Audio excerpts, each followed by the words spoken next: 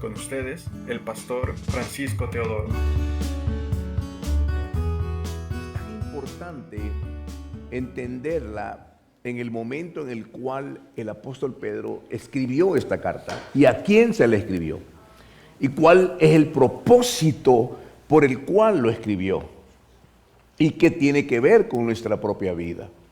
¿Qué podemos aprender de esa epístola del apóstol Pedro hacia a esa cantidad de personas que estaban pasando momentos difíciles? Estaban siendo perseguidos y aún estaban siendo sacrificados en sus vidas. Y esto es interesante. ¿Por qué? Porque si esto ocurrió en ese momento, el Espíritu Santo ha dejado plasmado las palabras del apóstol Pedro, inspiradas por el Espíritu Santo, para que fuera una bendición. Si están ahí, es porque son importantes, no solamente para aquel momento, sino también para ahora. ¿Por qué razón? En primer lugar, el apóstol Pedro se está dirigiendo a un pueblo que verdaderamente amaban al Señor. Un pueblo que sufría y que por un momento se estaban desanimando. Estaban pasando momentos difíciles de persecución. Ni siquiera podían vivir en sus casas. Estaban siendo perseguidos por ese imperio romano para poderlos matar y que ellos negaran su fe. Por eso Dios dejó en la palabra de Dios cómo podemos ser fortalecidos, cómo podemos ser llenos del Espíritu Santo para poder enfrentar los momentos difíciles. ¿Qué momentos difíciles enfrentaba esta iglesia? Bueno, eran sus vidas, la vida de sus hijos, la vida de su familia, sus bienes, todo, absolutamente. Y si para ellos esta palabra fue de gran edificación, también lo es para nosotros, porque la palabra de Dios es viva y eficaz, y más cortante que toda espada de dos filos, que penetra hasta partir el alma y el espíritu. Esta palabra de Dios que se fue dada para ellos no se quedó ahí atrás, quedó ahí establecida para que hoy nosotros podamos aprender de ella. Yo quiero que me acompañen, por favor, a la primera carta de Pedro, capítulo 1, y vamos a leer del versículo 10 al 16. El tema de esta oportunidad se llama la esperanza en el exilio, la santidad en el camino. La santidad, recuerde esa palabra, la santidad en el camino. Los profetas que profetizaron de la gracia destinada a vosotros, inquirieron y diligentemente indagaron acerca de esta salvación, escudriñando qué persona y qué tiempo indicaba el Espíritu de Cristo que estaba en ellos, el cual anunciaba de antemano los sufrimientos de Cristo y las glorias que vendrían tras ellos. A estos se les reveló que no para sí mismos, sino para nosotros, administraban las cosas que ahora os son anunciadas, por las que os han predicado el Evangelio por el Espíritu Santo, enviado del cielo, cosas en las cuales anhelan mirar los ángeles. Por tanto, ceñid los lomos de vuestro entendimiento, sed sobrios y esperad por completo en la gracia que se os traerá cuando Jesucristo sea manifestado. Como hijos obedientes, no os conforméis a los deseos que antes teníais estando en vuestra ignorancia, sino como aquel que os llamó es santo, sed también vosotros santos en toda vuestra manera de vivir. Porque escrito está, sed santos porque yo soy santo. Amantísimo Padre Celestial, yo te doy gracias infinitas porque nos das el grande privilegio de abrir las Sagradas Escrituras y meditar sobre esa hermosa y poderosa palabra que, Señor, viene a nuestro corazón para fortalecernos en un momento en el cual sencillamente pasamos momentos de dificultad, momentos de incertidumbre, de angustia, algunos de escasez. Pero también, Señor, te rogamos, Padre, que por esa bendita palabra tú nos ayudes y con la unción de tu Espíritu Santo nos des la gracia para compartirla, Padre. En el nombre de Jesús, amén, y amén. Como dije, hermanos, este pasaje es tan importante que el Espíritu Santo lo ha dejado establecido en las Sagradas Escrituras. ¿Para qué? Para que simplemente lo leamos como un poema, como una historia bíblica. No, yo creo que tiene mayor trascendencia. Tiene la bendición de que esta palabra nos pueda venir a nosotros para edificarnos. ¿Qué significa lo que el apóstol Pedro está diciendo? Bueno, en primer lugar, él está conectando el Antiguo Testamento con la gracia del Nuevo Testamento y revela el valor maravilloso de la salvación.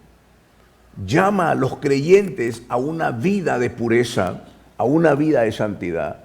¿Es fácil? No, no lo es. No lo es, hermano.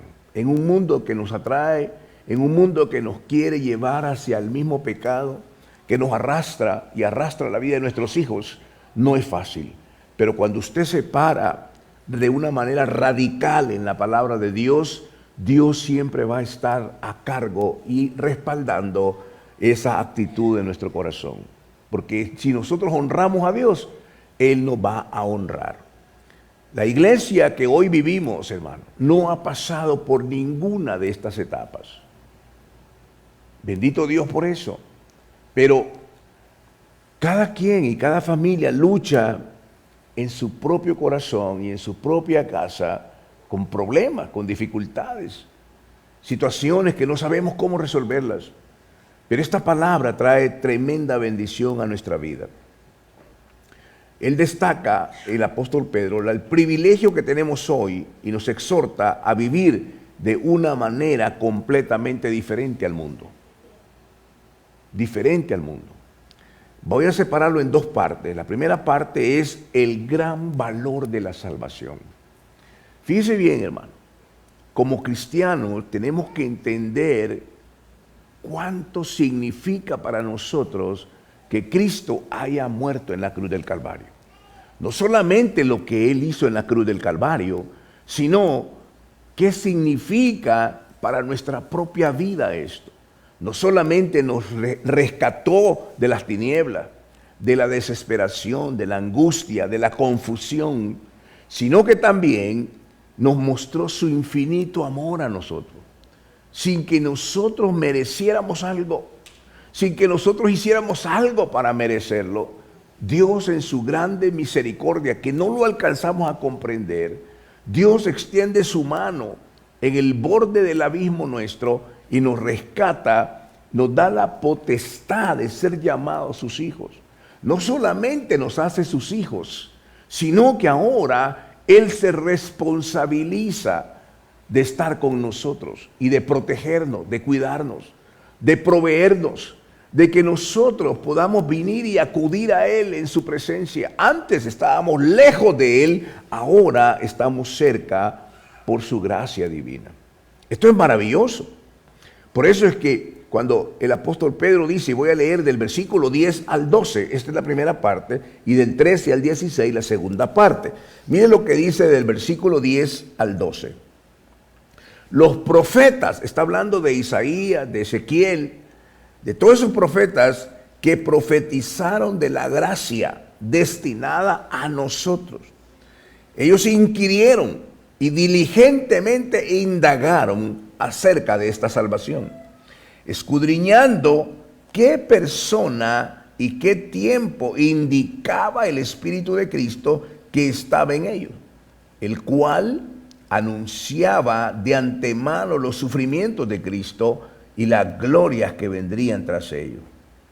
Fíjense, el versículo 12 dice, a esto se les reveló que no para sí mismos, sino para nosotros, administraban las cosas que ahora os son anunciadas por lo que os han predicado el Evangelio por el Espíritu Santo enviado del cielo, cosas que los ángeles anhelan mirar, que anhelan mirar los ángeles. Imagínense, los ángeles, hermano mío, ellos se quedan asombrados.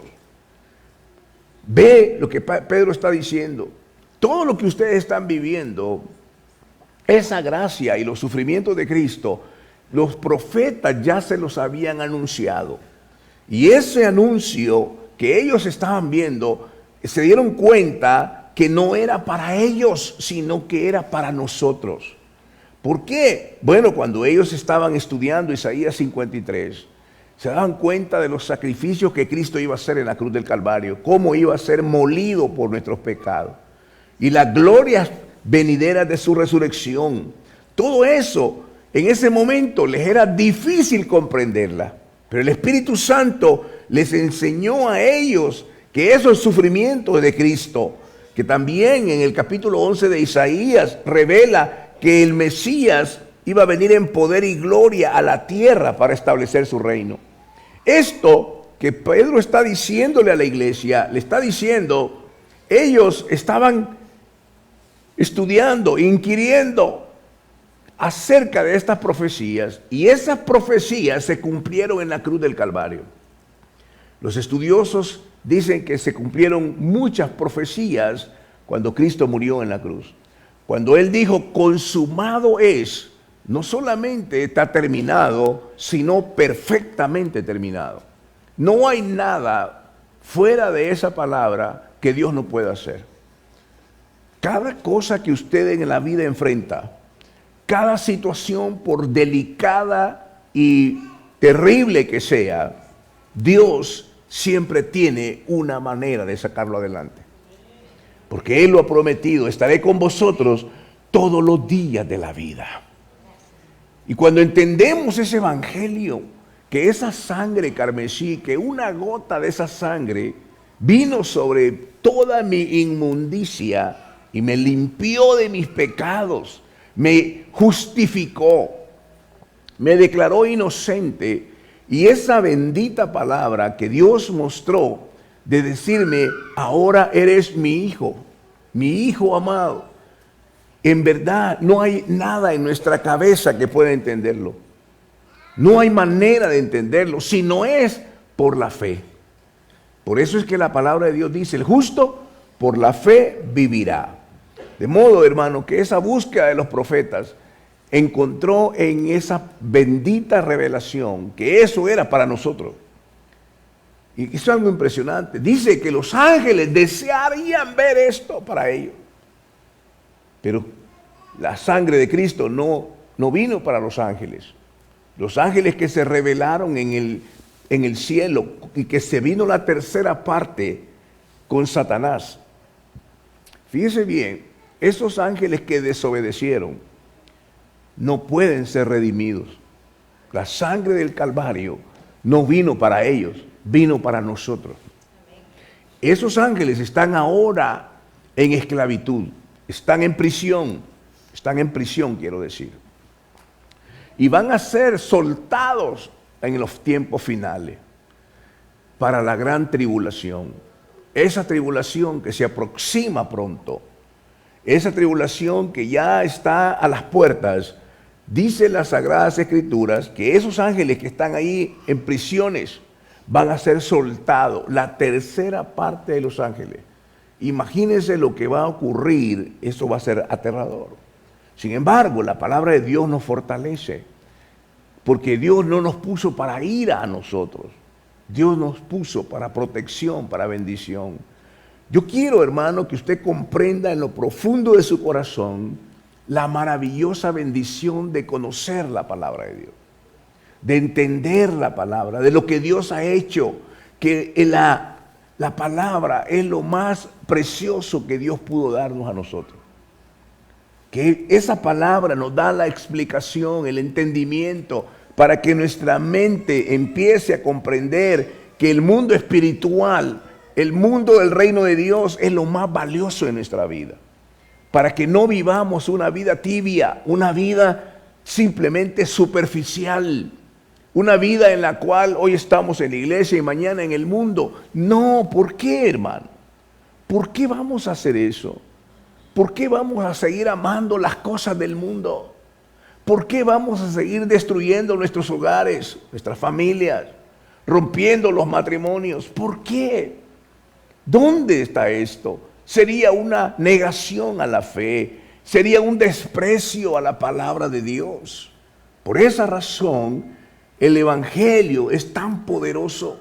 Es el Evangelio lo único que cambia el ser humano. El mundo está lleno de tanta motivación barata, de tantas cosas que son como humo, que desaparecen. Pero Dios puso cada palabra aquí con su sangre para que usted y yo la comprendamos y vivamos de una manera completamente diferente a como el mundo vive. Tristemente, como he dicho, muchas personas han hecho del Evangelio un negocio. Y es terrible y aterrador eso, pero la palabra de Dios permanece. Y dentro de cada iglesia siempre hay un remanente. Siempre hay personas que aman al Señor, aún con lágrimas y con sacrificio. Siempre habrá personas agradecidas. Siempre habrá personas que aman la palabra. Siempre habrá personas que buscan más de la presencia de Dios para su vida. Siempre habrá. Y a eso Dios les está dando esta palabra. La segunda parte dice acerca de este ministerio, hermano, está descrito en el versículo 13 al 16. Y es un llamado a una vida santa. Esto es algo impresionante, porque hoy en día, cuando hablamos de santidad, empezamos a pensar en legalismo, cómo tienes que vestirte, cómo tienes que comportarte, cosas que tú tienes que hacer. La realidad, hermano mío, la santidad es algo que honre y glorifica a Dios en cada parte de su vida, en cada acción. Por eso es un acto de su mente, de su esperanza. Se nos instruye a ceñir los lomos. Les voy a leer el versículo 13 al versículo 16. Dice así: por tanto, en base a lo que los profetas habían anunciado, ceñid los lomos de vuestro entendimiento. Esta palabra en el griego quiere decir ceñid los lomos de vuestro entendimiento. Es su mente tiene que ser renovada, como dice Romanos 12:2, que no sea modelado por el mundo, sino modelado por la palabra.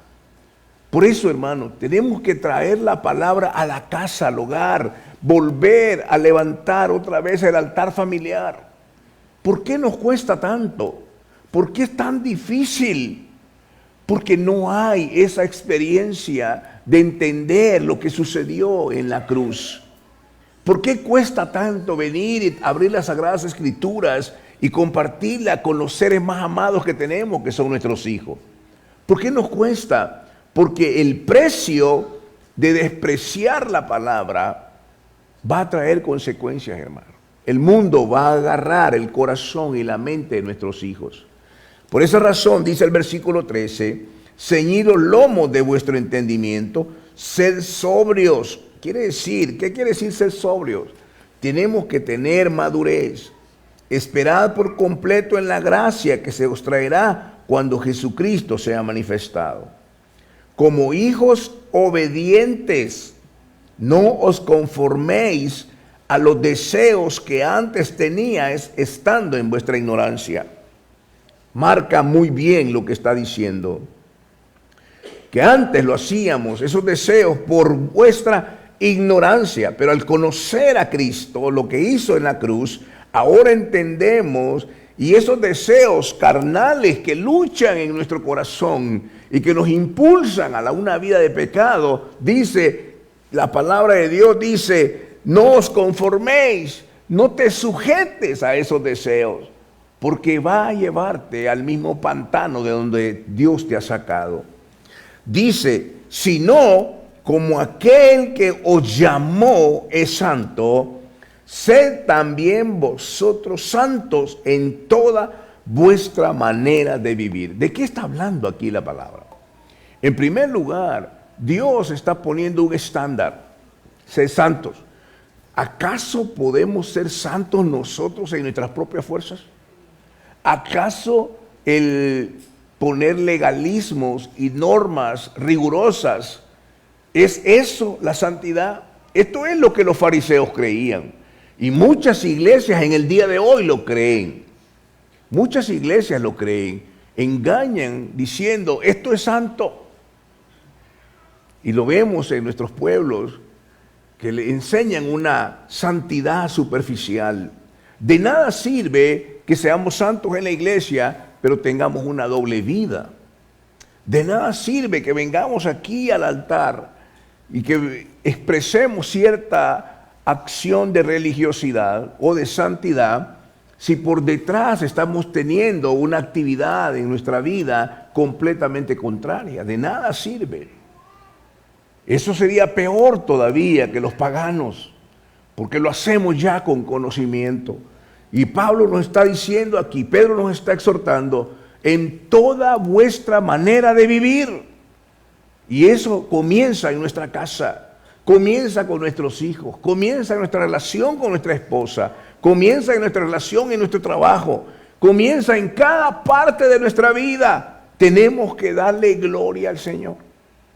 Darle gloria al Señor. ¿Es Cristo glorificado en lo que yo hago? Esa es la gran pregunta. Y por eso Pedro dice que así como Él es santo, también nosotros debemos de ser santos en toda nuestra manera de vivir. Porque escrito está, sé santos porque yo soy santo. Esto es Él lo está trayendo de Levíticos 11:44.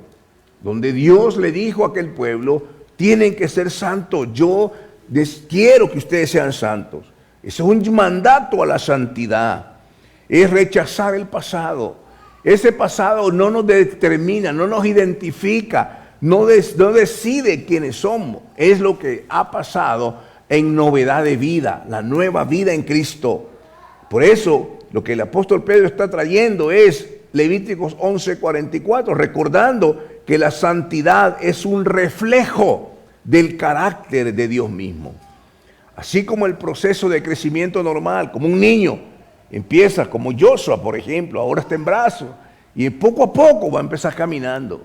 Y luego va a andar corriendo, y después va a ir a la escuela, y va a crecer. Así tenemos que ir creciendo espiritualmente. Tenemos que seguir creciendo, madurando, no siempre queriendo simplemente ser espectadores del Evangelio. Tenemos que ser parte del Evangelio. Tenemos que ser ya maestros del Evangelio, enseñándole a otros a predicar el Evangelio. Pero ¿qué ocurre? Hemos preferido la comodidad. Preferimos el poco involucramiento. No, yo no quiero más de esto. Como una dieta de bajas calorías. Si no quiero comer mucho para que no afecte mi imagen. Hermanos, la iglesia ahora, el gran problema que tiene es la comodidad, el confort. Todo lo queremos de una manera fácil. Sin embargo, el mandato de la santidad es algo que implica a veces sacrificio. ¿Cuál es? El renunciar a las cosas del mundo y vivir para Cristo, honrarlo a Él, madurando en la palabra, conociendo más de la palabra. Es algo imposible de creer que hay muchos cristianos que tienen años de ser cristianos y nunca han leído un libro de la Biblia. Pero existe. ¿Por qué razón? Por la comodidad. La mayoría de exposiciones o respuestas es porque no tengo tiempo. Esa es la gran excusa que tenemos. No tengo tiempo para orar, no tengo tiempo para leer la Biblia, pero sí tenemos tiempo para otras cosas. Es cuestión de prioridades. Si nosotros priorizamos lo eterno, nos daremos cuenta que en la medio de las circunstancias difíciles, Dios va a mostrar su gracia.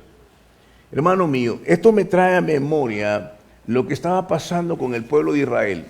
Fíjense bien que la Biblia nos enseña con toda claridad que hay pueblos, el pueblo de Israel, los pueblos que Israel tenía que conquistar.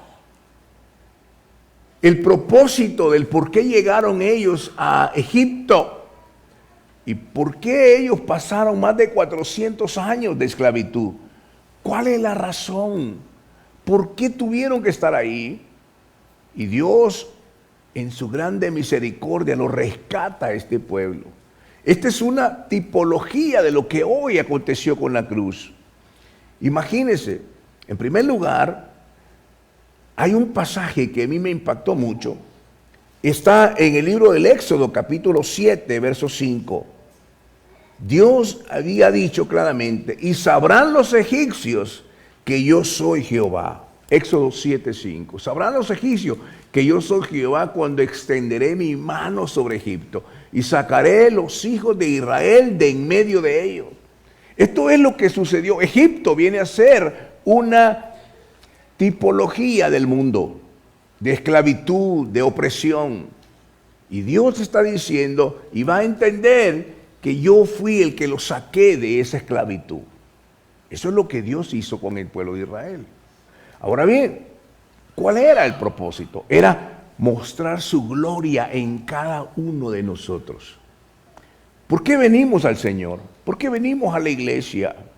¿Cuál es la razón fundamental por la que venimos? Venimos para tener un encuentro con Cristo. Venimos para adorarlo.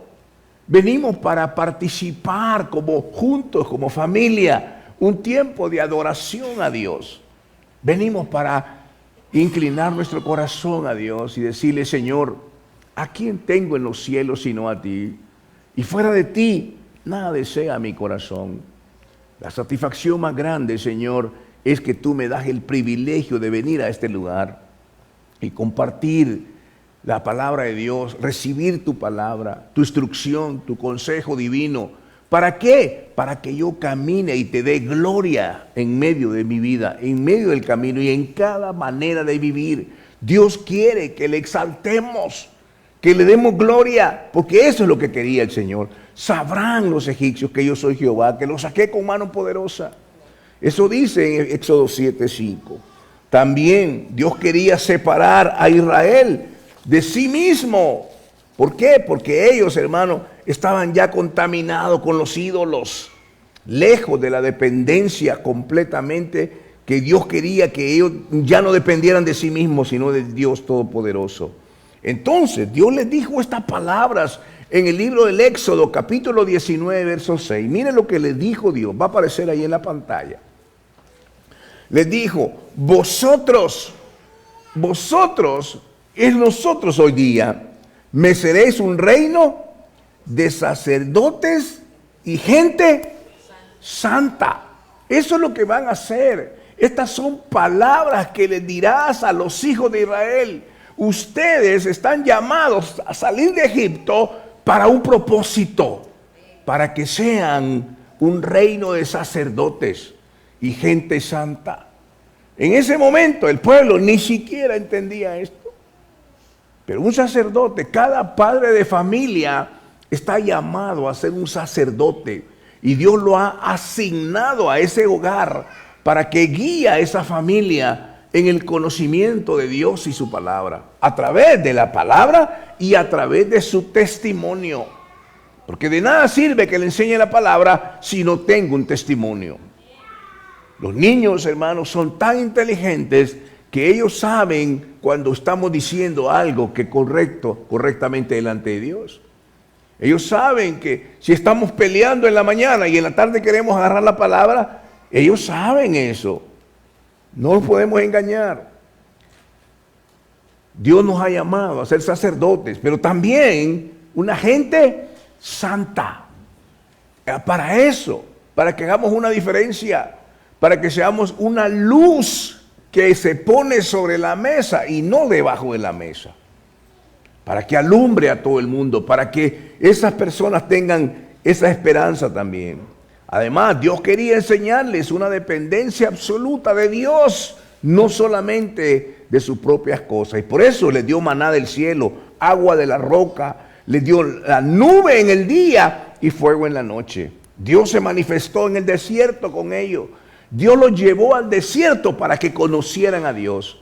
Hermano, no conocemos a Dios en el palacio, conocemos a Dios en el desierto. Cuando estamos en medio de las dificultades y acudimos al Dios soberano y vemos su gloria. De manera que esto es muy importante. La palabra de Dios dice, hermano, en Deuteronomio 8, capítulo 8, verso 3, dice así. Mire, ¿por qué Dios permite tantos desiertos espirituales? Porque el corazón ahí aprende a confiar verdaderamente en Dios. Mire lo que dice Deuteronomio 8, 3. Y te afligió e hizo tenerte hambre, hizo que tuvieras hambre y te sustentó con maná, comida que no conocías tú ni tus padres. Ni tus padres la habían conocido, para hacerte saber que el hombre no vivirá de solo pan, mas de todo lo que sale de la boca de Jehová vivirá el hombre. Y esto fue lo que Jesús le respondió a Satanás cuando le dijo, ¿por qué no haces de esa piedra el pan? Tenía 40 días de ayuno. ¿Y qué ocurrió? Fíjense lo que le dijo, no solo de pan vivirá el hombre, sino de toda palabra que sale de la boca de Dios. Hizo referencia a Deuteronomio 8, verso 3. Qué impresionante, hermano.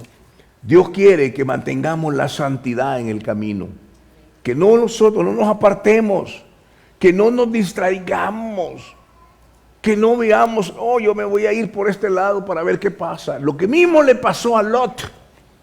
Lot dijo, yo voy a ir ahí en esta dirección porque me gusta más. Y poco a poco, dice la Biblia, que fue poniendo su tienda hasta llegar ¿a dónde? Hasta Sodoma y Gomorra. El final fue muy trágico de Lot.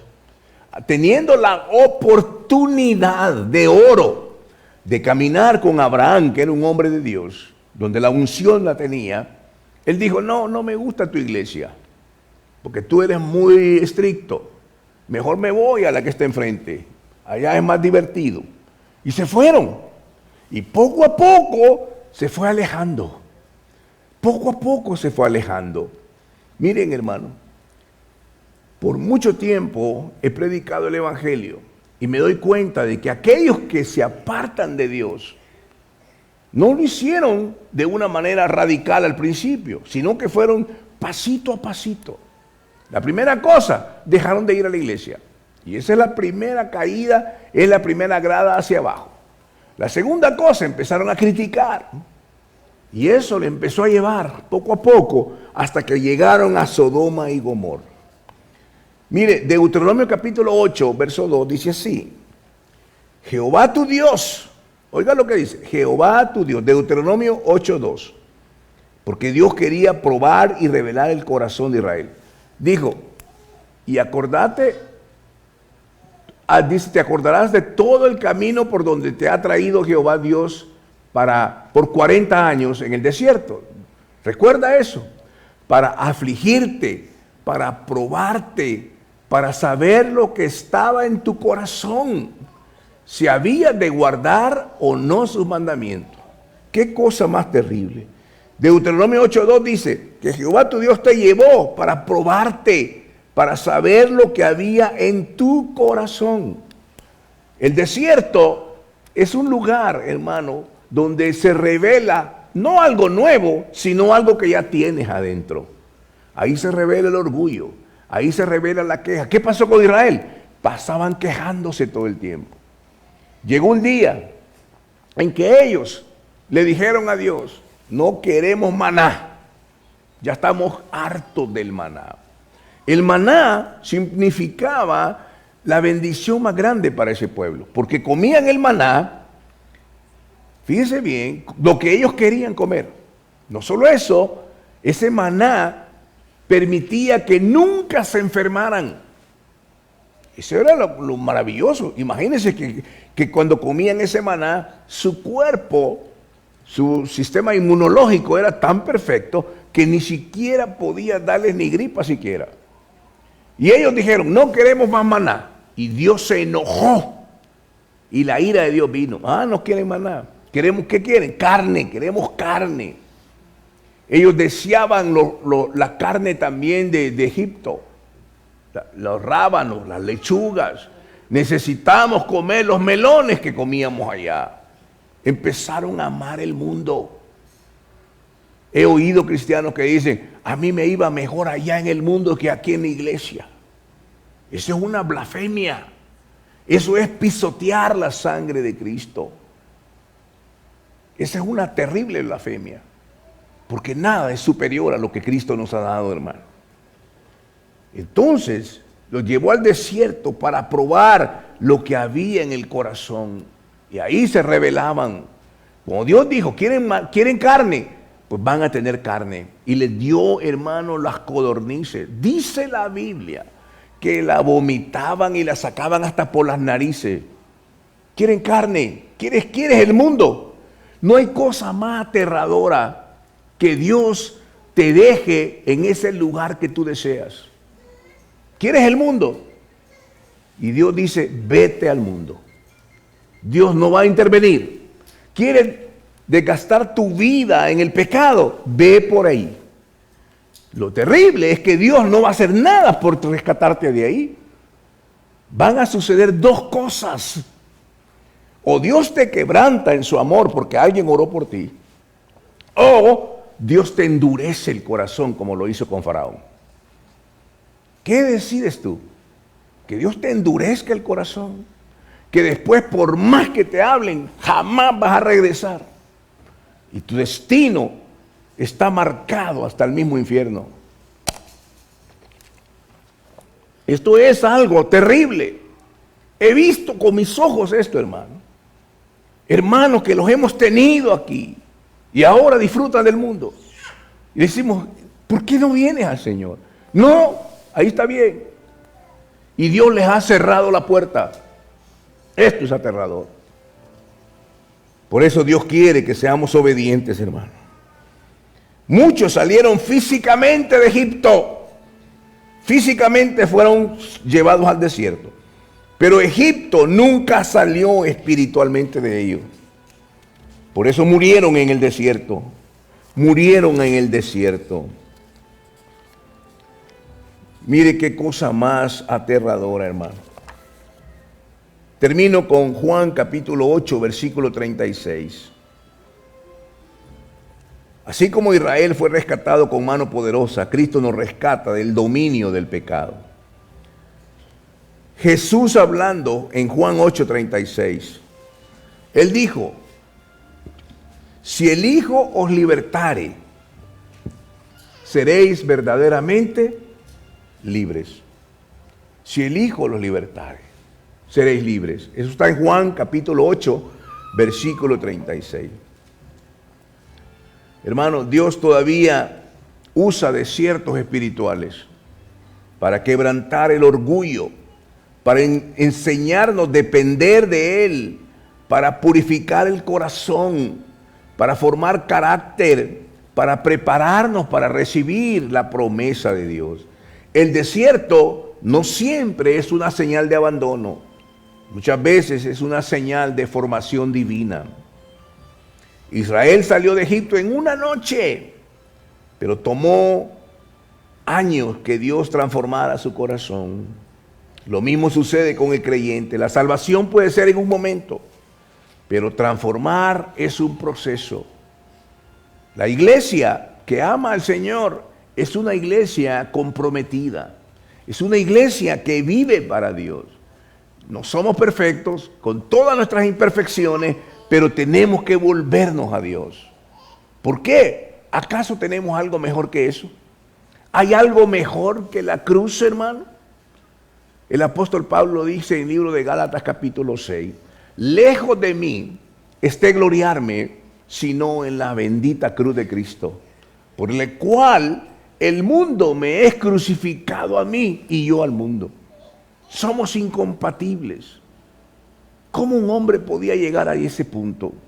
Llegó a decir en Gálatas 2:20, para mí el vivir es Cristo. Y él dijo, ya no vivo yo, mas Cristo vive en mí. Y lo que ahora vivo, lo vivo en la fe del Hijo de Dios. ¿Podemos decir eso?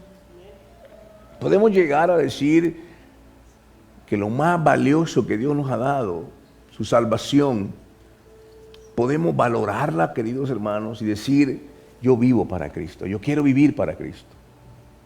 Yo quiero ir en ese camino, yo quiero ir en ese sendero. No quiero distraerme ni a izquierda ni a derecha, quiero caminar en este sendero.